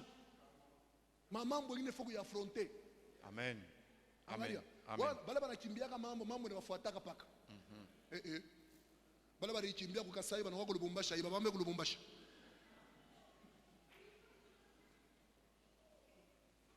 Walikimbia ku Lubumbashi wanakuwa kukolwezi, aibafuata huko kukolwezi. Oh, mimi nakimbia famille. Nani alikimbiaka famille? Sasa frère mambo nampita sana ndio sasa mimi sikimbie sasa, mimi nachoka. Mimi nahangaika sana, mimi ndoko, mimi nachoka. Angana mkuyeni mwe bote, mimi nimeandikia ma SMS, papa ma WhatsApp mimi nimeandikia. Kuanzia leo mfesa mishakufa, mimi natoka mu famille. Anabitoka. Anabandikia papa WhatsApp anapata. Mimi nabitoka mfesa mishakufa. Paka bala riandikia bala après une semaine. Bibi wa muloko wake mwana sala banamupanga paka yeye njina. Bana mimi tunasema falsa mishina yako. Falsa mishina yako. Alléluia. Écoute. La présence de Dieu est capable Wapo Mungu na ile uwezaji. de stabiliser même les membres dans une église. Amen. Amen. Ya kuleta ustarehe hata bamemba Dans ndani ya les églises kanisa. où il n'y a pas de présence de Dieu, il y a trop de vagabondage. Mukanisa mule amuna. Mais quand il y a la présence de Dieu, la stabilité Amen. Ile est là. ustarehe iko hapo. Tu sais que dans la présence de Dieu, Unajua sasa ndani ya wapo wa Mungu c'est possible inawezekana que même les infidèles deviennent fidèles. hata bale balikuwa na bale balikosa Parce waaminifu na qu'un waaminifu. engagement pris dans la présence de Dieu, Amen. Juu ile engagement le na bebana ndani ya wapo Saint-Esprit wa est au Mungu. contrôle. Il finit toujours par te mettre mal à l'aise et te donner les moyens pour que tu accomplisses. Roho Mtakatifu na Je te donne l'exemple dans la Bible. Napatia mfano ndani ya Dans Biblia. la présence de Dieu, Ndani ya wapo wa Mungu. Jacob, quand il a découvert Yakobo kati que Dieu alifumbula. était ici, Asema Mungu alikuja hapa. Luz s'est transformé en Bethel. Na yeye anabadilisha Jacob a Bethel pris Luz. un vœu à l'Éternel Yakobo akafanya et il kiapo bâtit kwa là Bwana un milele. hôtel. Et Akajenga le vœu que madhabahu. Jacob avait pris, Na pale ile il est venu l'accomplir 20 ans après. Anataka kuitimiza kisha miaka Parce que makumi c'était au mbili. départ. Juu ilikuwa Mais il est inakwenda. venu accomplir cela 20 ans Anataka après. kuitimiza kisha À miaka son makumi retour. mbili. Mkurudia Comment kwake. est-ce possible que quelqu'un, Inawezekana cha après Mungu, 20 ans, kisha il 20 garde ans, toujours le na vœu ye- en son cœur? anapana Ça, ce chunga n'est que le kiapo moyo Saint-Esprit wake. qui peut faire ça. Ile Roho Mtakatifu Ça, anaweza ce kufanya n'est que vile. la présence de Dieu Ni qui peut mpaka faire wapo wa ça. Mungu anaweza fanya vile. Dans la présence de Dieu, Ndani ya wapo wa c'est Mungu. possible que Inawezekana. cette errance spirituelle dont caractérise les autres Na kule s'arrête. kule amen. Na kule kuzunguruka kwa Il y kiroho a kule des kwa gens, kwa je cherche le kusimama. feu. Amen. Je cherche le feu. Je Unatafuta cherche le moto. feu. Tu cherches quel feu? Unatafuta moto Mais kani? tu as laissé le feu où tu es parti. non? Unacha moto kule ulitoka. Retourne à l'église catholique Lulia parce qu'il y a kukanisa. des bougies, c'est le feu. Tu Ce as n'est pas mabougie le na feu kwenye- qui est allumé aux bougies là. Amen. Retourne Aina là, il y a le lulia kule feu. moto On fait la kwako. messe avec le feu. C'est quel feu encore tu cherches? Unatafuta tena moto kani? C'est quel feu tu cherches? Ni moto ya jela Le unatafuta. problème c'est qu'en général, Mambo ni ceux qui kuwingi. sont trop vagabonds, Bale bale ils ne unabakisha savent waya pas waya. ce qu'ils cherchent. Abajue vile Et dans la banatafutaka. vie, Ndani ya quand maisha. on ne sait pas ce qu'on Kama cherche, uchokile on unatafuta. ne trouvera jamais. Hautapataka Parce que tu ne kamwe. connais même pas ce que tu Tu cherches. aujue vile Moi je vais unatafuta. à l'église. Mimi nenda C'est pour kanisa. chercher Dieu Ndio kutafuta et Mungu. sa présence. Na uwepo Parce que wake. lorsque j'ai sa présence, Wakati nina uwepo je wake. suis à sa charge. Napenda Tous kuya mes mchukuzi besoins wake. et préoccupations. Mahitaji Il yangu sait yote. comment les résoudre. Anajua je kuleta majibu. Amen. Quand Dieu est là, Wakati Mungu yuko hapo, c'est possible inawezekana. que des vies soient transformées. Amen. Maisha badilike. C'est possible. Inawezekana. Le deuxième indicateur est fait. Amen. Na pale alama ya pili, Après la présence de Dieu, kisha wapo wa Mungu c'est le message. ni mjumbe. Là, c'est très important. Hapa ni ya kawaida kabisa. Parce que là-bas, il y a un problème très sérieux. Amen. Hapa panakuya mambo ya Mon frère, donne-moi kawaida. 2 Timothée 3, nyekeo de Timothée 3 14 à 17. Ça, c'est Paul qui parle à Timothée. Je vais retenir seulement quelque chose qu'il a dit de très important. Il dit, anasema, toi, weye demeure dans les choses que tu as apprises ikala mubile bintu bile ulifundishiwa et reconnues certaines. na pale tambua bingine. Jérémie, soma kule. Mais wewe unasoma unatokea Mswahili. Mswahili facile. Demeure dans les choses que tu as apprises Asema keti mubile bintu bile ulifundishiwa et reconnues certaines, na tambua bingine, sachant de qui tu les as apprises. mwenye kujua ni kwa nani ule ulibifunda. Frère, yako kuna kawa. Dès ton enfance, Tangu butoto bwako tu connais les saintes lettres unajua hii maandiko takatifu qui peuvent te rendre sage à salut par la foi en Jésus-Christ. ile inaweza kuisha mwenye hekima kupitia ile imani ndani ya Yesu Kristo, Toute écriture est inspirée de Dieu na neno yote inaletewa kwa Mungu et utile pour enseigner, na pale inakuya pale juu ya kufundisha, pour convaincre, juu ya kuhakikisha, pour corriger, juu ya kuleta pour juu ya instruire dans la kuleta- justice, na juu ya kuleta uwaki, afin que l'homme de Dieu soit accompli et propre à toute bonne œuvre. juu mtu wa Mungu eneane mu matendo yote ya mema. Paul dit à Timothée, Paulo anamwambia Timothée, tu connais les saintes lettres qui peuvent te rendre sage à salut par la foi en Jésus. asema unajua maandiko takatifu inaweza kuletea ile okovu kupitia imani, Parce que toute écriture est inspirée de Dieu. juu maandiko yote inaletewa kwa Mungu. Imagine maintenant Asa mufikiri iko quelqu'un muntu qui n'a pas été dans la présence de Dieu ule ashikuye ndani ya wapo wa Mungu pour avoir l'inspiration sur les écritures juu apate inspiration pale juu ya maandiko, et donne maintenant le message. na pale anapata bujumbe Et donne maintenant le na message. analeta sasa bujumbe, Vous connaissez ce qu'il peut avoir.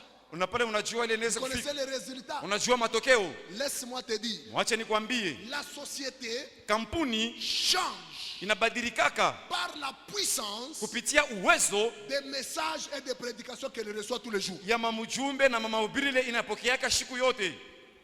Wow.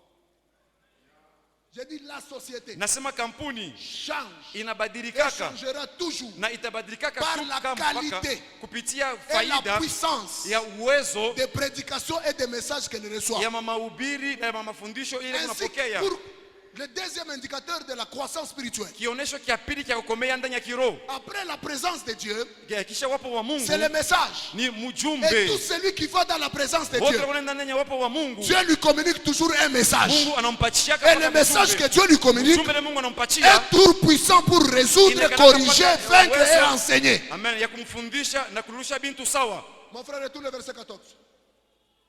Il dit, Anasema 14. Tu penses que c'est l'état malinette, c'est une kusaidia. Toi, à Timothée, anamwambia Timothée, toi, weye demeure dans les choses que tu as apprises keti ndani ya bile bintu bile ulifundishiwa et reconnus certaines, natambua bingine sachant de qui tu les as apprises. mwenye kujua kwa ule kule ulipata ile mafundisho. Là-bas intervient l'homme. Na pale muntu anakuya pale na fwashi. Je dis là-bas intervient l'homme. Nasema pale muntu anakuya na fwashi. Paul dit sachant de qui tu les as apprises. Paulo anasema mwenye kujua ni kwa nani kule ulifundishwa. Aujourd'hui nous avons des problèmes. Leo tuna mamambo créés par des hommes. Ile bantu banaleta. Il est dans une église. Eko ndani ya kanisa. Et il va apprendre d'autres choses de la bouche d'une autre personne. Anaenda funda bintu dont ya il mtu ne mwingine. connaît même pas le degré de son alliance. Mule asijua hata Donc hatua il ya ne agano connaît même yake. pas quelle est la confession de sa foi. Na pale asijua hata imani yake msingi ni nini. Le mélange tu. Na pale amen. Na pale unachanga bintu. Le mélange tu. Na pale unachanga. Kuchanga mbeko kuna uwa. Le mélange tu. Kuchanga mbeko kuna uwa. Même la première fois où on a pu mélanger Dieu dans la Bible, il y a eu des conséquences néfastes. Hata mara kwanza pale balichangaga Mungu ndani ya Biblia kulikuwa matokeo ya kushindwa ya mubaya. C'est pourquoi tout ce qui passe avec des lances voient. Moi j'ai guéri l'hémorroïde. Bien bongo celebre bintu. Wakutunzana hémorroïde yemo kama unamwangalia bien utona sasa yeye iko naye. Asa shiritunze yemo tunataka tunzana je. Parce que quand tu lis la Bible, la première fois que Dieu a fait apparaître l'hémorroïde, il a frappé les Philistins, c'est le résultat du mélange. Le jour où les Philistins ont pris l'arche de la gloire de l'Éternel de l'Alliance, ils sont allés les mélanger dans la même maison de Dagon qui était leur Dieu. Quand ils avaient mélangé ces deux dieux, le Dieu d'Israël et Dagon, le Dieu des Philistins, Dieu a frappé les Philistins de l'hémorroïde. C'est ça l'apparition de l'hémorroïde. Donc c'est une maladie d'un mélange. Amen. Ni magonjwa yale kuchanga. Changa bintu bya kuria. Leo tuna bantu beko na hémorroïde spirituelle. C'est pourquoi pas agiter. Angalia, Ephraim, shimama mbele.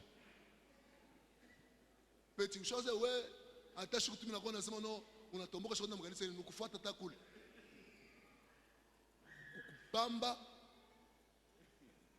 kama le pasteur anataka kujama unasema unamwona Ephraim leo kometre. Na huyu Ephraim huyu. Baba sasa ndio unashangaa. Huyu Ephraim. Mimi namuyua. Na tuma foto tu kwako. Hivi kumikulu ya Pasteur Jean. Donc kama kuna yake Yesu yanaanzia anaanza na Yesu wa Jean Bertin Ecodim Jeunesse anakuwa na papa maître. Jom le Paul ngumulisha Timothée sema sachant de qui tu les as apprises. Bantu bote wanaweza kumkatala Jean Bertin. Wewe utamkatala? Hein? Never. Na bien kweli. Peut-être je fais quelle erreur. Ou je fais quelle erreur. Ataje. Biko mu Bible mimi unasema ana bia bantu biko mu Bible. Yoi. Timothée fois short alliance kwenu.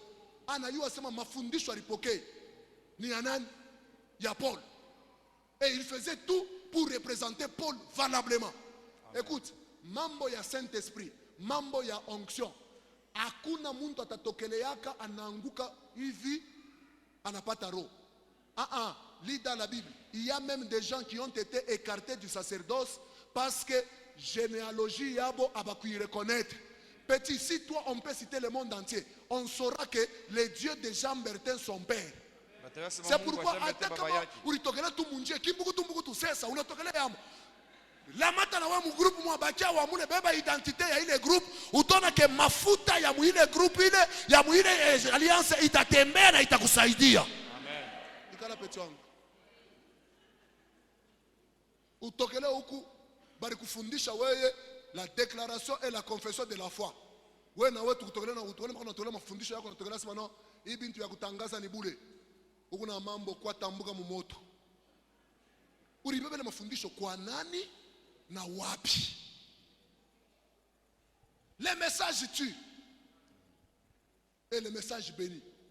C'est pourquoi la maturité d'une église Le deuxième indicateur, Kionyesho kia c'est le pili message. ni mjumbe.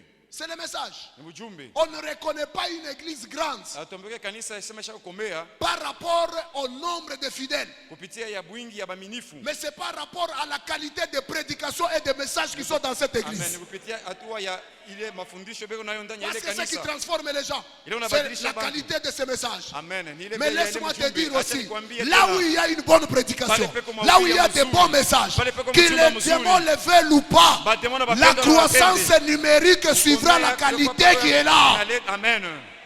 Parce que même Jésus, notre Seigneur, Hata Yesu Bwana wetu. il était le maître des foules, c'est par rapport à la qualité de son message. Amen. Alikuwa mwalimu wa makundi ni kufuatana na hali ya ile mjumbe anaanza kuleta. Parlant du message de Jérémie, Kama njoo mjumbe, on ne doit pas dire ce que l'on veut en utilisant les versets de la Bible. hatuwezi kusema bile tunapenda mkutumikisha masura ya Biblia. C'est pas ça le message. Haina mjumbe ile. Unasema bile wewe unapenda mu mawazo yako, mais unabitafutia verset unaunga kule. Ana message. Malheureusement leo njo bile bantu washakupenda sana. Bantu washakutana kama docteur.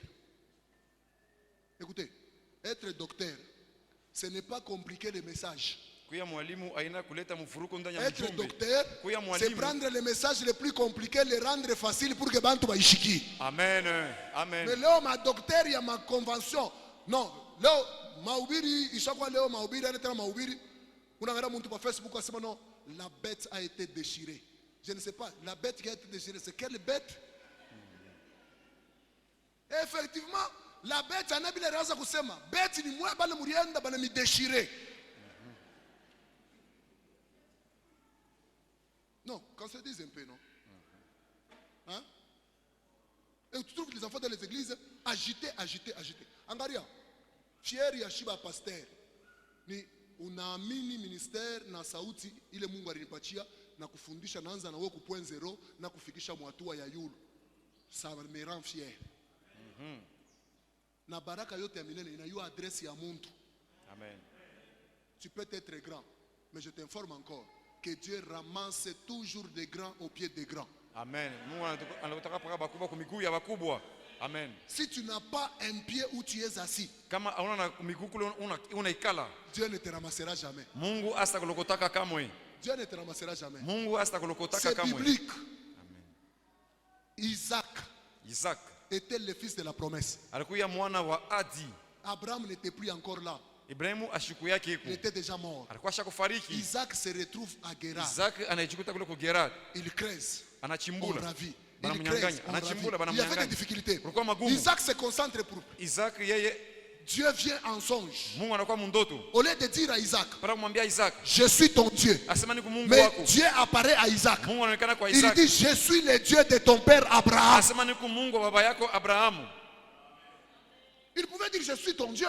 Parce Alors, qu'Abraham c'est n'était plus là. Mungu wako. Dieu Mais il anamwambia dit à Isaac. Isaac, Anamwambia je Isaac. suis le Dieu de ton père Abraham. Mungu wa babako Abrahamu. J'ai fait alliance avec ton père. Milifanya agano na baba Et sur yako. cette alliance, j'avais dit, Na jua ile agano ta milisemaka. postérité. Asema kizazi yako. Au lieu de dire, je suis ton Dieu. Para kusema ni Mungu Mais il wako. dit, je suis le Dieu de ton Anasema père. niko Mungu wa Parce baba que yako. Dieu tient toujours à l'alliance. Mungu yeye anabambaka paka ile agano. En dehors de l'alliance, il n'y a pas d'onction. Nje ya agano upako ainako. À moins que tu sois Melchisedec. Omwe ukuye Melchisedeki. Pourtant, il n'y en aura plus. Na pale abasta kuyaka Mais kote tous shibote. ont toujours une généalogie. Kukupaka ile kizazi. Dieu Mungu peut te ramasser au pied de Jean Bertin anaweza kulokota kumikuli ya pour faire mchungaji des Jean choses Bertin. grandes que Jean Bertin n'a pas pu faire. Ce Sio n'est pas kufanya que tu vitu les vile vile dépasses, mchungaji mais kufanya ce sont nazo des mpita. choses Ni que vitu l'onction de Jean Bertin vile t'a upako communiqué ya et mchungaji t'a Jean rendu Bertin cela alipatia. favorable. Amen. Dieu a besoin de cette Mungu obéissance et lazima cette na ile- humilité na ile pour que unyenyekevu tu ule. accomplisses les choses qu'il t'a Utimize vile promises. vitu alikulaka. Et tu as un appel apostolique. Amen. Ingawa kuwa na ile mwito ya huduma. Mais Dieu ramasse les apôtres au pied des pasteurs. Mungu analikutoka ba mitume ni kumiguu ya bachungaji. Aujourd'hui, apôtre, prophète, docteur. Hakuna mambo.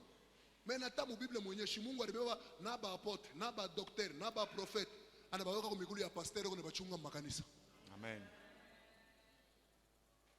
Sasa kama huyu abishikie mafuta sababu na mujumbe itabadilika. Cette année, vous avez une grande mission. Imwaka muna kazi munene. Vous avez une grande mission. Muna kazi munene. Rassurez-vous de la présence Mko na hakikisho juu ya wapo qui va vous communiquer aussi un message. na ile itampatia mjumbe. C'est ce message-là Ni ile mjumbe qui va ile transformer la société ndio tabadilisha et qui kampuni. fera que les gens arrivent. Itafanya sema bantu Le bakule. même Pierre qui était incapable de tenir devant la question des femmes. Paka ule Lorsque Petro mwa l'Esprit est shikusikane descendu, wakati la roho ilishuka. présence de Dieu était là. Uwepo wa Mungu Quand ulikuja Pierre hapo. a ouvert sa bouche pour Wakati parler, Petro alifungua kinywa chake il kusema, a convaincu. alihakikisha Et l'église, na kanisa pour la première fois, jumala ya a eu au kwanza moins 5000 ilikuwa na bantu vies 5000. transformées. Maisha ya bantu Et le verset ilibadilishwa. 47 dit, Verset l'église 47 nasema. s'est ajoutée des Asema membres. kanisa iliongezeka na bantu. Le message. Mjumbe. C'est là que je dis. Tupale mimi nasema. Généralement, ce qui attire les gens à l'église, Kwa wingi lina kokotaka bantu kanisa. ce n'est pas toujours ce qui les maintient. Haina paka njoo ile bashika mishaka. Mais le message Lakini mjumbe peut maintenir quelqu'un inaweza qui kushikamisha a mtu. été attiré par la présence. Ule mtu alikokotiwa kupitia wapo. Il y a des prophètes Kuku banabii. que Dieu a utilisés puissamment. Bale Mungu alitumikisha na uwezo wote. Forte présence. Lakini wapo wa nguvu Quand les gens les ont suivis, wakati bantu walibafuata. ils ont trouvé qu'il n'y avait pas de message. Na pale banakuta sema mjumbe ukuyeko. Écoutez, Shikie.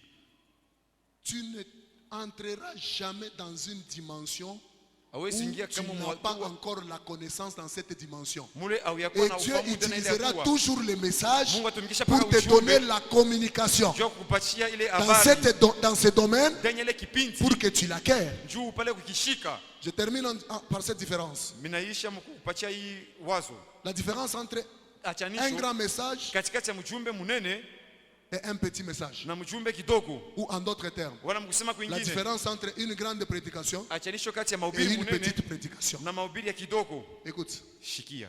la différence est que Achanisho ni une grande, parce que la petite ne nous intéresse pas. njumi ile ya Le kidogo grand ile na message mambo yangu. ne nous intéresse pas. Ile wala ile mjumbe munene. Un grand message Lakini ujumbe munene informe toujours la pensée. nayo inaletaka paka wazo. Informe Na pale inaletaka la pensée de l'homme. inaletaka paka habari kwa mawazo ya mtu. Il n'y a pas de message Hakuna mjumbe s'il n'y a pas d'information. kama ile habari hainako. Dieu voulant former des millionnaires et des milliardaires ici, il Mungu anapenda fanya commencera mamillionnaire na par mamilliardaire. les informer Ataanza dans mbele des kuwapatia messages et mahabari. des enseignements en ces lieux. Ataanza mbele kupatia habari kupitia mafundisho na mahubiri panaifwashi. Avant de t'introduire dans une dimension de la manifestation des dons spirituels, Bila Dieu kujulisha enverra mule, d'abord kionyesha Roho Mtakatifu. un message qui t'informera sur la manifestation des dons Mungu spirituels. atawapatia mbele ujumbe, atawapatia habari juu ya kile kionesho ya mazawadi ya kiroho. C'est pourquoi les grands messages Ndio maana ile mamujumbe minene, exigent toujours du temps. amen, nayo inalombaka wakati ya mingi. Uturumie kwa leo na vitesse ya teknolojia, unabeba ya Raulu wafo, unabeba kipande gelé sang. Angalia. Muntu mkubwa huyu ashikosake fendi. Au ataka nimero kamoya tu. Unaweza kuwa unafahamu sport ya bukomvi, unarasa wanaovile unavimba bilari, unaweza bado kuimpika, hakuna problem. Unaweza kuacha tu unalibere. Mimi nifunga roho nikupate tu karibu. Kama nashinda hata meno mitakuluma. Kama nakushinda kumeno takupiga hata si buton. Betu na si buton. Beti ashu ya si buton. Beti utaona manyota. Ile saa unaona manyota peti njomi takupiga repeshage ya bintu. Pum pum pum paka ivuye. Donc ça prend toujours du temps. Amen. Même le Paul qui nous a écrit ici. Paul, ça a pris 14 ans au pied d'Ananias. 14 ans, papa. Kumikulu ya Anania. Ego na shika paka bintu, ego na funda bintu, Mungu na yenga mjumbe. Na ngara Paul pana anatoka. Difference inaonekana. Ya haba alifanya 3 ans kumikulu ya Yesu, na haba huyu alifanya 14 ans. Difference iko hapo. Unasaka Paul ya shukuku yako na ile imilite ya kuikala 14 ans kwa benyeo. Comme le Nouveau Testament, il est pauvre en bas. Mais le Nouveau Testament est riche parce qu'il y a eu au moins quelqu'un qui a pris du temps Amen. pour avoir un message. Alibeba wakati juu ya kupata mjumbe. Turizana. Boni wangu. Turizana. Didier. Turizana. Jérémy. Turizana. Amen. Elia Mukaji. Turizana. Turizana, turizana. Mnaweza kuwa kuna waka waka ni mafuta ya ubwana huyo. Amen. Utatoka motajimika. Amen. Amen. Mimi nakuonesha vya kweli. Malashi. Ushoko bingisha sa Miriam. Turizana. Amen. Wabenye ikaleke na roho mbaya. Kama il écoute souvent le Saint-Esprit. Si Dieu lui dit que c'est le temps, il va te libérer. Amen. Amen. Amen. Il va te libérer. Yes. Turizane. Écoutez, tout celui que Dieu a appelé, Amen. il lui a donné toujours son message. Wote le Mungu aleta anampachaka paka mjumbe yake. Amen. Je peux faire tout, Niweza kufanya vyote. mais je chuterai toujours dans le message de mon ministère. Amen. Na pale nitaangukia paka mwile ujumbe ya huduma yangu. Tu peux Amen. vivre la manifestation comme une étoile que Dieu est en train Mizubishi, d'utiliser Yonesho, dans San la Nyota. mission autour du révérend Jean Bertin. Ile Mungu Mais anatumikisha cela ne veut pas dire Onyora, que tu Jean es aussi Bertin. un soleil qui peut briller de soi-même. Haina sema Non, kujua utangaza il y a kwa wewe des mwenyewe. ministères lunes. La Kukuma lune, pour huduma qu'elle éclaire, mwenji, elle mwenji doit kutoka. tirer beaucoup d'énergie du soleil. Inapaswa Si elle tire kutosha peu mwangaza d'énergie, kujua. elle va éclairer peu. Banapika bikelekele mekanajimika. Ni makura ya sinelo munjoko nimefanyisha mwe amupikie mwenji bikelekele. Wende kumikini huku mwenji natoka banapika bikelekele. Mais ule mwenji walipikia bikelekele ule. Anatoka 18h, anaingia 18h20. Parce que alipokea nuru kiloko Ya kujua. kujua. Amen. Parce que la lune c'est encore éclairée. Oui. Mais kama inabeba énergie ya mingi kujua, la lune est capable d'éclairer de 18h jusqu'à demain 7h. Amen. Et ça prend du temps. Amen. Et ça prend du temps. Amen. Unaweza kuanza ministère parce que bantu wanaangukaka. Ya mingi lianza. Mtu anaenda anaangusha bantu. Mwenji ya kwanza, ya pili, ya tatu, mpaka na yeye moya mwenji ya seti banaanguka bote.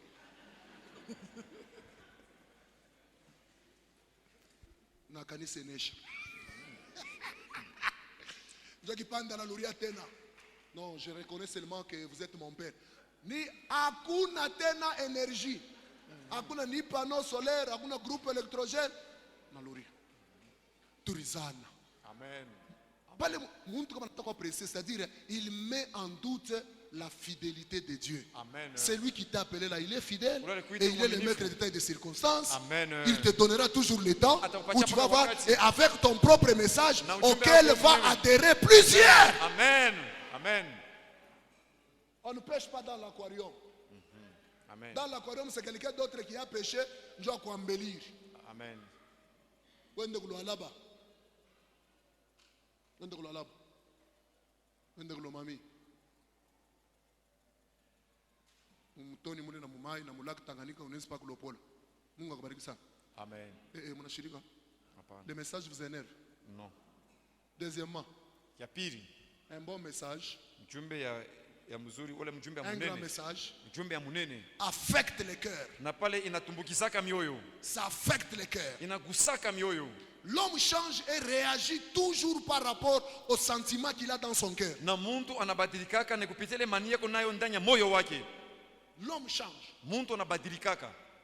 et réagit Na ye anatendaka toujours paka par rapport aux sentiments qu'il a dans son cœur. kufuatana na mania ile kunayo ndani ya moyo wake. Le grand message affecte toujours le cœur. Na ile mamujumbe munene inakaraka nagusa Après paka avoir mioyo. informé la pensée, Na kisha kuleta wazo. ça affecte le Na cœur. pale nagusa Et mioyo. quand ça affecte le Wakati cœur, nagusa tu mioyo, trouveras que l'homme réagira par rapport aux sentiments qu'il a mettra dans son na cœur. utaona sema mtu atatenda kufuatana na mania ile kuna ndani ya moyo wake. Lorsqu'il y a un sentiment qui affecte le cœur, Wakati kuliko ile nie nagusa tu moyo, convaincs ce cœur-là. inahakikisha ile moyo ile Même l'adoration ne sera plus mécanique. hata maabudu haitakuwa ya kusukuma Parce sukuma. que la personne adorera Du monde par atabudu. rapport aux sentiments qui est dans son cœur affecté par le message de l'adoration. ile mania iko ndani ya moyo wake, ile ilishikamishwa kupitia ile mjumbe alipokea. En dehors de l'affectation du cœur, Na nje ya kugusiwa kwa moyo, ça devient le terrorisme. amen, na pale nakuwa ni terorisme, kuongopeshana tu. Troisièmement, Nukta ya tatu, un grand message ou une grande prédication mjumbe ya munene wala mahubiri ya munene transforme maintenant la pensée. inabadilishaka hata wazo, Ça transforme. inabadilishaka. Tu as été informé, Na pale ulipata mahabari, ça a affecté, inagusa, ça te transforme. na pale inakubadilisha Et sasa. quand tu es transformé, Wakati tu unabadilishwa, commences à te comporter selon le message que tu as reçu. unaanza kujiongoza kufuatana na mjumbe ile ulipata. C'est pourquoi la Bible dit, Ndio maana Biblia inasema, ta parole asema neno yako est une lampe à mes pieds. inakuwa ni taa kwa miguu yangu. On ne dit pas que ta parole est un ampoule à nos pieds. Abasema sema neno yako inakuwa ni ampulu kwa miguu yangu, hapana. Une lampe, Asema ni taa. c'est parce que la lampe Juu taa éclaire toujours pas par pas. inangasaka paka pa par pa wala hatua kwa hatua, Mais l'ampoule lakini peut ampulu te donner un éclairage là à vrac. nayo itangaza mkipande kinene.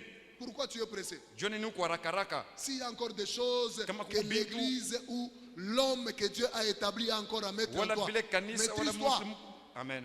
Ne sois pas Kile fashi pressé moyo shikora haraka haraka. de quitter Colosie à 22h avec le véhicule pour aller à Lubumbashi Ya kutoka Kolosi 22 quand tu n'es pas rassuré wakati anaona que ce véhicule-là a des bons projecteurs de 100 mètres. na ile motoka ile kuna lampi mzuri ya 100 metre. Même au véhicule, Hata il gari y a ya des projecteurs de 50 mètres. kuku mata ya Et de 100 50 metre na ya 100 Et metre. la Bible dit ta parole Biblia est inasema une neno lampe à yako, mes pieds. amen, inakuwa ni taa kwa Donc, miguu yangu. une lampe qui va t'éclairer Ni ile lampi de marcher itakuangazia. étape par étape. Unatembea hatua kwa La hatua. nature elle-même ne vous enseigne-t-elle pas? Amen. Amen. On ne devient pas grand Hawezi le kuwa même jour. mkubwa. Amen. Shuku moya. On n'obtient pas le master en un seul jour. Amen. Hawezi kuwa mchungaji mshuku moya. On commence par l'école maternelle, Il faut kuanza pa primaire, masomo ya chini secondaire, ya kupanda, humanité, masomo ya juu, graduat, licence, licence. Amen. Tellement que l'État a voulu faciliter les choses, il y a maintenant des autodidactes pour l'examen d'État. Les gens pensent que cela peut être déporté dans l'église. Amen. Bantu wanaosema sema sasa vile ba autodidact banakuya kuna vile binaweza kuwa tena na ndani ya kanisa paka vile vile. Tu peux avoir 50 ans dans l'église, mais au mtoto kwa kodim. Asema preuve iko wapi? Preuve shukuni pa mambo, la manière dont tu réagis, tu manques de sagesse. Mtoto kwa kodim doit nous réagir vite. Parce que pour l'enfant de l'écodim, il refuse que les bonbons. Yetu ni kupatia ile mabonbon ili Unaweza kumnyang'anya $100. tu peux l'arracher $100. Na mpika 8 bonbons chocolat ya muchi. Baba kweli anacho. Batoto. Na muntu mkubwa mkanisa. Ule Roho Mtakatifu anaisha kumfungulia bintu. Quelles que soient les tempêtes, Ingawa le masuruba, vent, mpepo, les marées, il connaît c'est à quoi Dieu l'a appelé en ces lieux. Ce qu'il attend, il doit réaliser. anapasha Il bitimiza. résistera. Na yeye Parce qu'avec le atatosha Saint-Esprit, tumaini. c'est possible qu'on calme même les tempêtes. Amen. Amen. Inawezekana wewe mwenyewe uikalisha kimya zuruba.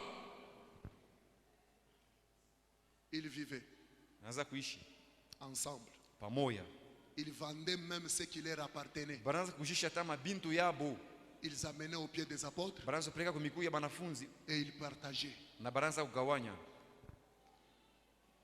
Unasema kukomea kwa kanisa kunaonekana hata munamuna ya kuyenga hekalu. Oui. Mimi nasema kukomea mkanisa kunaonekana hata munamuna ya kuyenga temple. Kutu makanisa unaangalia na yenye plan namuna bari concevoir.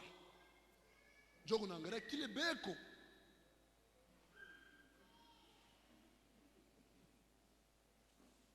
Mkanisa bantu wana concevoir tout plan ya kanisa, charpente tu ni sanduku tu yetu hii. Vraiment. Unaona? Kukomea mchiro kuko tena mu hatua ya kuangalia na kujiswali ya kusema kanisa ya Mungu mzee ule washa kukoma mchiro. Mama anakalaka mu kichwa yake sio anasema kanisa ya Mungu inapasha kuwa propre sana kupita masalon yetu ya kumanyumba. Njoba kukoma mchirwa. Ndio namona David na mwansi mano, Arafda na mwansi mano, beba yo yumfanishe Mungu akasema, "Una majimu we?" Mimi nimpatie Mungu kintu kile akifanya nini? Akinikute, hapana. Je vais payer. L'homme selon le cœur de Dieu. Un homme spirituel. So nakuta mkanisa bantu ushoka wana wanasema, "Tunataka kujenga sana papa. Mambo tuniata bash, nituko tu chini ya yua na mvula hii tutobanisha. Mambo ni kwamba Mungu akafashi yote." Akafashi yote. Ile mawazo kama ndio alikuwa nayo David na Salomo. Kama Mungu alibehesabia uache mu Biblia. Bon, mnaona kale mfreje. Mwangalie mbele mu masalon yenu na mwenye hii distanciation sociale hii mshakuikala nayo hapa. Mshakukomea mwingali batoto. Ni ulizo tu. Masalon unangala pa kesho. Mais ule Mungu arimi yangarishia ile masalon. Yeye faut bakie paka mu ema. Revera. Buzuri bwenye muko hapa. Mwendo yenye kama tukilitinesha tu ni miangalia vile mnatembeaka. Inafanana na kumbele ya kanisa yenu. Nikulizana ana vile mamangu. Nikulizana.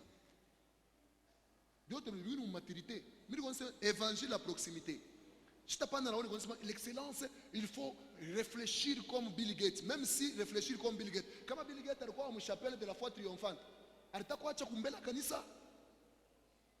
Mantundu vile. Ni pas que vous mkolezi mishwe kamba popo banaisha bashaka bagudia kama popo injo nyumba yabo. Ile ma platform shakuacha ile. Njo fashi yenye ya ba popo. Bon, aba ma français ya mingi aba yo popo ni chauve-souris.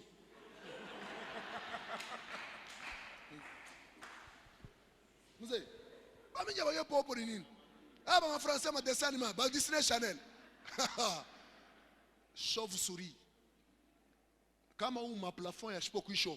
Kama njo munye mu masalon yabo. Kweli bongo? Vrai ou faux? Est-ce que c'est parce que réellement Dieu est incapable de déterminer ça? Maturité ne tusabishaka Mungu. Pourquoi? Parce que généralement, nous avons constaté, quand Mungu ananza kunyanyula bantu sana, les gens ont tendance à abandonner Dieu, ils ont tendance à baisser dans la prière, mais oubliant que demeurer trop longtemps dans la présence de Dieu, c'est ce qui les a amenés à une dimension.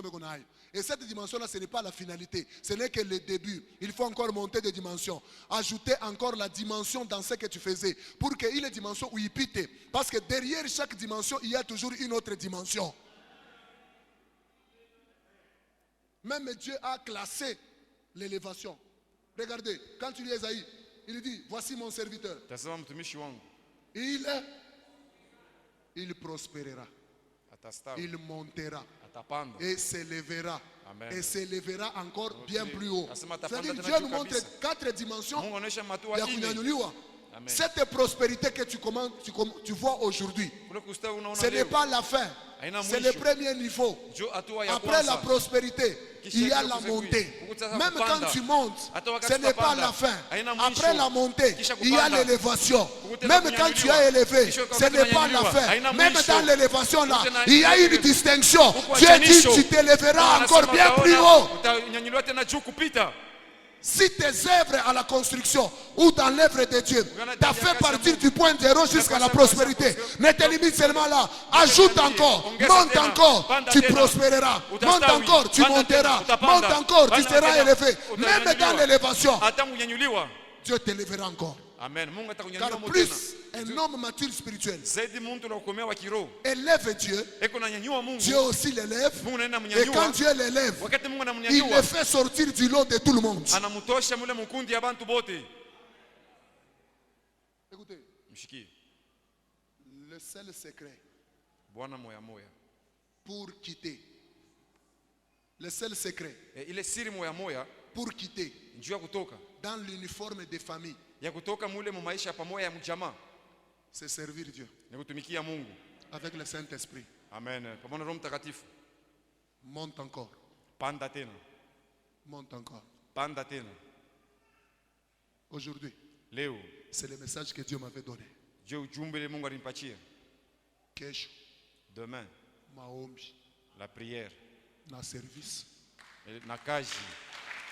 Ce soir, nous avons parlé plus sur la croissance et ses indicateurs dans la vie de celui qui a eu à entrer en communion parfaite avec le Saint-Esprit.